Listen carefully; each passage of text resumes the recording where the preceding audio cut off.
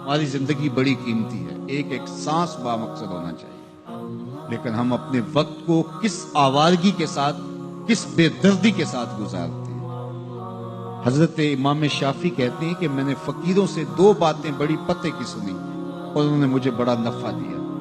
یہ بہت بڑے بزرگ ہونے کے باوجود، اتنے بڑے عالم اور فقیہ ہونے کے باوجود، یہ درویشوں کی صحبت میں جا کے بیٹھتے تھے۔ حضرت امام احمد بن حنبل کو کسی نے دیکھا کہ حضرت بشر حافی کے پیچھے دوڑ رہے ہیں، تو کسی نے کہا اتنے بڑے امام ہو اور اتنے بڑے فقیہ ہو، اس فقیر سے کیا ڈھونڈتے ہو، بشر حافی سے کیا تلاش کرتے ہو؟ تو حضرت امام احمد بن حنبل نے کہا کہ احمد بن حنبل جس رب کو مانتا ہے، بشر حافی اس رب کو جانتا بھی ہے۔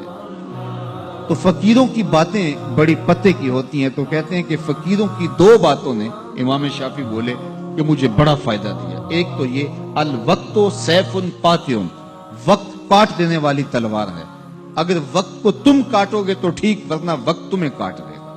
اب تمہاری مرضی ہے کہ وقت کے گھوڑے پہ تم سوار ہو کے اپنی مرضی سے وقت کو چلاؤ، یا پھر تم وقت کے رحم و کرم پہ ہو اور اس کی موجیں تمہیں جس سمت چاہیں بہا لے جائیں۔